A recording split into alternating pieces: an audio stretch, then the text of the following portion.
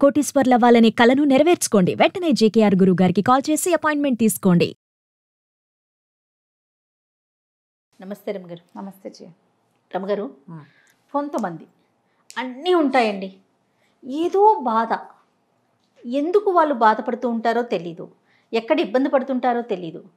అది మరి నిజంగా ఉంటుందా లేకపోతే సింపతి కోసం అలా ఉంటారా అది కూడా అర్థం కాదండి. వాళ్ళని చూసామంటే మిగతా వాతావరణం అంతా కూడా పాడైపోతుంది. అయ్యో ఏంటి వీళ్ళు ఇట్లా అయిపోతున్నారు, ఎందుకు వీళ్ళు ఇట్లా ఉంటున్నారు, ఏం జరిగింది, అదే ఫ్యామిలీ మెంబర్స్ అనుకోండి, మన వల్లే ఏమన్నా జరిగిందా, ఇట్లా రకరకాల ఆలోచనలు వచ్చేస్తూ ఉంటాయి. గమనించారు ఎప్పుడైనా అలాంటి? దిగులు పడ్డానికి అన్నీ ఉంటాయి. వాళ్ళు బాధపడడానికి కారణం ఏమిటో మిగిలిన వాళ్ళకి అర్థం కాదు. అన్ని దానికి హర్ట్ అయిపోతారు, దీనికి హర్ట్ అయిపోతారు, దానికోసం దిగులు పడతారు, దీనికోసం టెన్షన్ పడుతుంటారు, ఫీల్ అయిపోతూ ఉంటారు. నిజానికి అంత మాత్రపు పరిస్థితులు లేని వాళ్ళు కూడా టింగురంగమని కనపడతారు. వీళ్ళకి డబ్బులు ఉంటాయి, కొంత చాలా కాకపోయినా కొంత ఉంటాయి, హాయిగా తిని తిరగచ్చు, హాయిగా తిని సంతోషంగా ఉండొచ్చు, ఉండలేకపోతారు. అదేదో జరగలేదని, ఇదేదో అవ్వలేదని, పిల్లాడు ఏదైనా పీజీ చదువుకుంటుంటే ఫారిన్ వెళ్ళి చదివించలేకపోయామని, ఆ ఫారిన్ కూడా పంపిస్తే పెళ్లి చేయలేకపోయామని, పెళ్లి కూడా చేశాక పిల్లలు కలగలేదని ఏమిటో ఎప్పటికప్పుడు ఉత్పన్నం అవుతూనే ఉంటాయి. సాటిస్ఫైడ్గా ఉండటం అనేది అసలు పాయింట్లే ఉండవు. అసలు సాటిస్ఫాక్షను అనేది ఇవాళ రేపు మన దేశ చరిత్రలోనే లేనట్టుగా కనపడుతుంది. ఇప్పుడు చాలామంది డిప్రెస్డ్ వాళ్ళు చేయాలి. పిల్లలకి డిప్రెషన్, పెద్దవాళ్ళకి డిప్రెషను, ఆడవాళ్ళకి డిప్రెషను, మగవాళ్ళకి డిప్రెషను. మా అమ్మలు తాతలు ఎవరు పట్టించుకోవట్లేదు మమ్మల్ని. ఇదివరకు ఈ సంసారం అంతా నేనే నడిపాను, ఇప్పుడు ఎవరు పట్టించుకోవట్లేదు. ఒక వయసు వచ్చాక ఎవరు పట్టించుకోరు. ఇది సహజం అనే ఉండదు. ఇందులో డబ్బులు ఉన్నవాడు లేనివాడు తేడా లేదు. దిగులు ప్రతి వాళ్ళకి. అవునండి. బతుకవచ్చు. భలే మంచి కథ ఒకటి ఉంది దీని మీద. అవునా? దిగులు పడ్డం అనేది ఒక ప్రత్యేకమైన విషయం. ఒక ఊళ్ళో ఒక రాజుగారు ఉండేవారు. రాజుగారికి ఎప్పుడు ఏదో ఒక చింత, దిగులు. రాజకీయ దిగులా? అన్నం తింటారు, ఆయనకి బాధగా ఉంటుంది, రేపు వంట ఇంత బాగా కుదురుతుందో కుదరదు. కాదు రమ్మగారు, రాజుకే దిగులా? చెప్పండి. భోజనం బాగా కుదురుతుందో కుదరదో, అలాంటి విషయాల దగ్గర నుంచి రేపొద్దున తన కుమారుడు సరిగ్గా రాజ్యం చేస్తాడో చేయడో, కుమార్తెకి వచ్చే వరుడు సరిగ్గా ఉంటాడో ఉండడో, వాడు బలవంతుడవుతాడో అవ్వడో, ఒకవేళ భార్య కంటే ముందు నేనే చనిపోతానేమో, పిల్లవాడు పెద్దగా కాకముందే నేను అలాంటి ఉద్దేశాలు కలుగుతూ ఉంటాయి ఆయనకి. ఊహలతో దిగులు. అన్నం తినబుద్ధి కాదు, మంచినీళ్ళు సహించవు, ఏమిటో అలా సూర్మయ్యేలాగా ఉంటాడు, రాత్రిళ్ళు నిద్ర పట్టదు, దాంతో పగలు నిస్త్రాణగా ఉంటాడు, మన సింహాసనం మీద కూర్చుని కునికిపాట్లు పడుతూ ఉంటాడు. కునికిపాట్లు పడేవాళ్ళు ఎట్లా ఉంటారు? ఇట్లా ఉండరు, ఉసూర్మియాలాగా ఉంటారు, తలకాయ వెళ్ళాడేసుకుని. జనమంతా అయ్యో రాజుగారు ఏదో దిగులు పడుతున్నారు, ఆయన ఎందుకు దిగులు పడుతున్నాడో తెలీదు.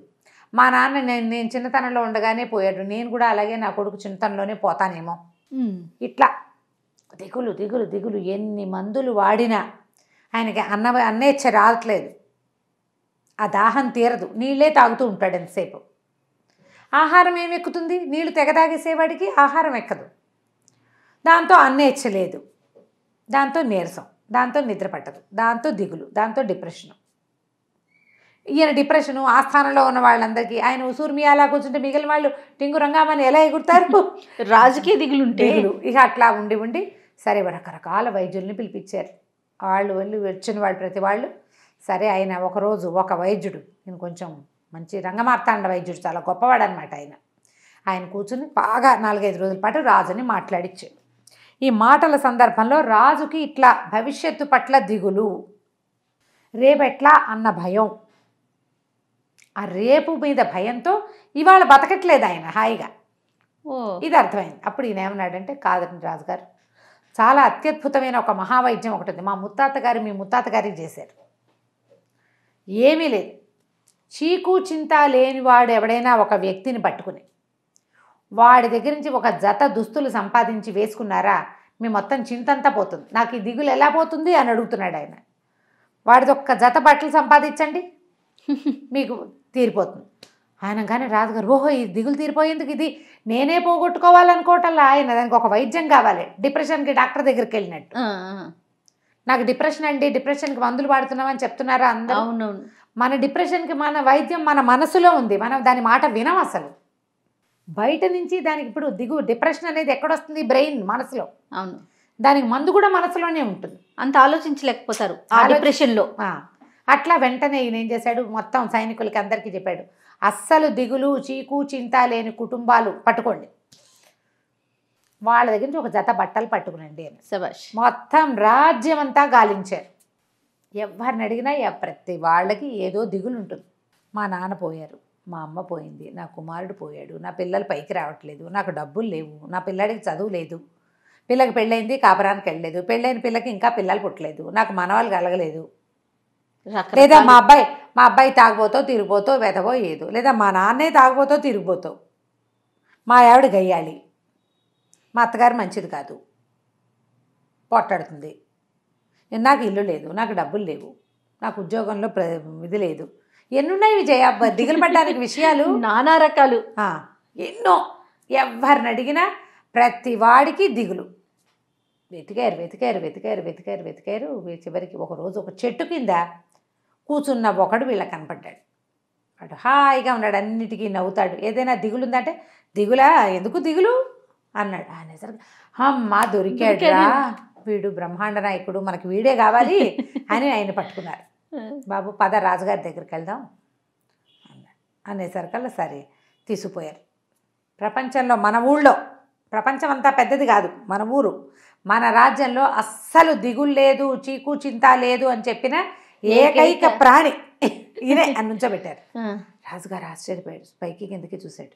వీడికి దిగులు పడ్డానికి కావాల్సిన లక్షణాలన్నీ ఉన్నాయి వీడిలో, కానీ పట్టలేదు అని, బాబు నీదొక జత బట్టలు ఇస్తావా నాకు అని అడిగాడు రాజుగారు చాలా మర్యాదగా. అది మహానుభావుడు కదా, దిగులు లేనివాడు మహానుభావుడు అంతే. అనేసరికల్లా బట్టల నా దగ్గర ఉండే ఈ గావంచ తప్ప నాకేం బట్టలు లేవు అన్నాడు ఆయన. ఒట్టి ఒక చింకి గావంచా కట్టుకుని, తలకొక తువ్వాలు కట్టుకుని, ఒక కర్ర పట్టుకుని ఉన్నటువంటి ఒక మనిషి నాకు ఏ దిగులు లేదు. వాడు తిండికి దిగులు పడచ్చు, బట్టకి దిగులు పడచ్చు, ఇల్లు బాకిలు లేదని దిగులు పడచ్చు, సంసారం లేదని దిగులు ఎన్నున్నాయో వాడికి, ఏమీ లేవు. ఏముంది, ఏం చేస్తాం, దేవుడు ఇలా పుట్టించాడు, ఇలా ఉన్నాం అంతే. రాజు ఆశ్చర్యపోయాడు, నీకేం దిగులు లేదా, నీకు బట్టలు కూడా లేవు కదా అన్నాడు. బట్టలు లేకపోతే నేనున్నాగా, నేనున్నాను, బట్టలు ఉంటే ఉంటాయి లేకపోతే లేదు అనగానే రాజు నిర్కాంతిపోయాడు. బట్టలు లేని వాడికి కూడా దిగులు లేదా, నాకేమిటి, నాకు అన్నీ ఉన్నాయి, నేను ఎందుకు దిగులు పడుతున్నాను, నువ్వు ఇక్కడే ఉండు, నీకు అన్నీ ఇస్తామన్నారు. ఎందుకంటే అవన్నీ నాకు హాయిగా చెట్టు కింద పట్టుకుంటే గాలి ఆడుతుంది, హాయిగా ఉంటుంది, దొరికిన పూట తింటా, లేని పూట లేదు, చెట్టు కింద పడుకుంటాను, వెళ్ళొస్తానండి అని వెళ్ళిపోయాడు. రాజు నిదానంగా ఇతను వెనకాలే నడుచుకుంటూ వెళ్ళాడు. ఇతను ఎక్కడున్నాడు ఏమిటి అని. ఆ స్థానంలో అన్నం కూడా తినలా, వెళ్ళిపోయాడు. ఏవో రెండు వెళ్ళే దారిలో చింతకాయలు నేరేడు పళ్ళు కనపడితే 4 నాట్లో వేసుకున్నాడు. రాజుగారు ఆ వెనకాల నడుచుకుంటూ చూస్తూనే ఉన్నాడు. ఆ పోయి చెట్టు కింద కాళ్ళు చాపుకొని హాయిగా పడుకున్నాడు. వీడికి ఇంత హాయిగా నిద్ర పడుతోంది, నేల మీద ఒంటి మీద గుడ్లన్నా లేవు, కడుపులో ఆహారం లేదు, నాకెందుకు పట్టదు నిద్ర. రాజు రిపెంట్ అయ్యి ఆలోచించడం మొదలుపెట్టాడు. దిగులు పడాలి అని కారణాలు వెతుక్కుంటున్నాను నేను, ఈరోజు నాదని నేను తెలుసుకోవట్లా, నేను రాజుని, నాకు అన్నీ ఉన్నాయి, హాయిగా తిని పడుకోవచ్చు నేను, కానీ దిగులుతోటి నేను ఈరోజు ఏం చేయాలో, ఒక రాజుగా నా కర్తవ్యం ఏంటో, ఒక మనిషిగా నేను చేయవలసిన విధేమిటో నేను ఆలోచించట్లా, నేను తప్పు చేస్తున్నానని వెనక్కి వచ్చేసాడు. అప్పటిదాకా ఆయన బోల్డని సీసాలు ఉన్నాయి మందులు, ఆయనకి ఆ వైద్యం ఈ వైద్యం, ఆయుర్వేద వైద్యం, న్యాచురోపతి వైద్యం, మొత్తం వైద్యాలన్నీ మానేశాడు. హాయిగా ఉండటం మొదలుపెట్టాడు.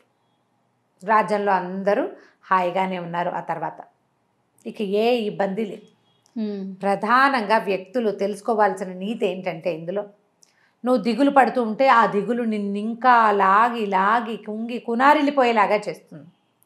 ఇవన్నీ లోక సహజమైనవి, జనన మరణాలు అత్యంత సహజమైనవి, డబ్బు రాకడా పోకడా అత్యంత సహజమైనది, వచ్చినాడు వస్తుంది, పోయినాడు పోతుంది.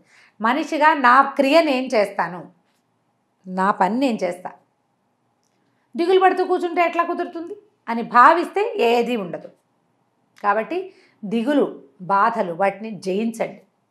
వాటికి వైద్యం మన మనసులోనే ఉందని గుర్తుపెట్టుకుంటే ఏ డిప్రెషను మన దగ్గరికి కూడా రాదు.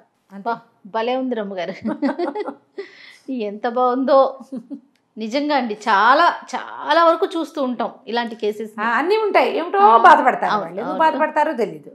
దాన్ని పోగొట్టుకోండి, ఖచ్చితంగా పోగొట్టుకోవాలి. నమస్తే రమ్మగారు. నమస్తే.